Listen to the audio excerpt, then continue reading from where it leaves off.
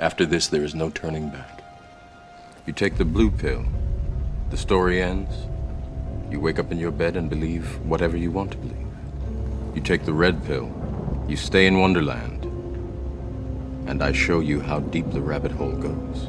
This is a guy who's proposed shipping more manufacturing jobs to China, who wants to make the American people more reliant on garbage energy instead of good American energy, and has proposed defunding the police just as Kamala Harris does. Embargo and end of free Palestine!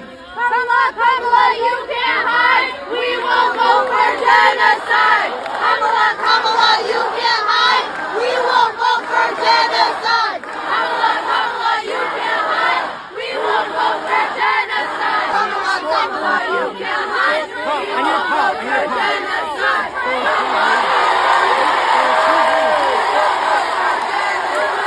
It's time for you. It's time for you.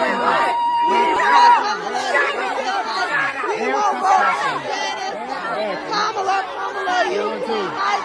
We won't go for genocide. Kamala, Kamala, we can't hide. We won't go for genocide. Kamala, Kamala, you can't hide. We won't go for genocide. Kamala. You know what? If you want Donald Trump to win, then say that. Otherwise, I'm speaking.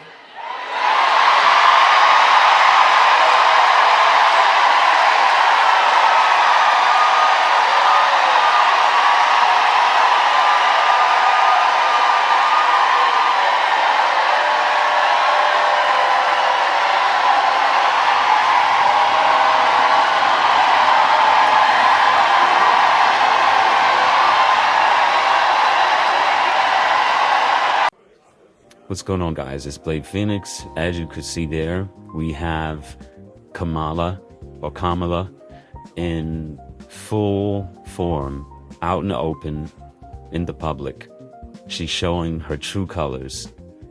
We see the lie of her being so-called for people speaking out, people protesting, is a cover-up. When protesters were protesting for George Floyd, when they were protesting for Palestine, protesting for abortion rights, she was okay with loud voices, okay with people screaming at the top of their lungs for things that they say they want the government to shine more light on or to correct. And you can see the disdain in her face. Now it's very clear on why she's avoiding the debate with Donald Trump. Now it's also clear why her interactions with the media has been at an all-time low. She doesn't want to be asked the hard questions. As soon as she's now put under the fire, you can now see how she plans on being president if elected. It also goes to show why we can only get positive feedback if groups who support her ticket are paying content creators to say so. You know, reaching out to the elites in Hollywood, rappers, streamers. It's so obvious now that this woman doesn't have any pure intentions on being a president of the United States. This is just all about power.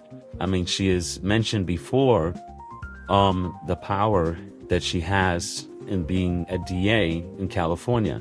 And she said it with such glee of how she would be able to literally mess up someone's life if she so choose to, just for her to turn around and drop the case within 2 weeks. This was something she was proud to say.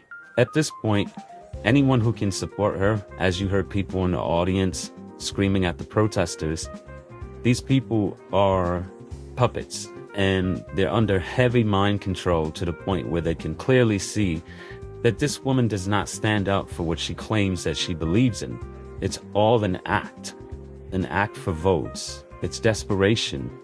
And I'm kind of confused, where do they actually find these people that are that power hungry in our politics?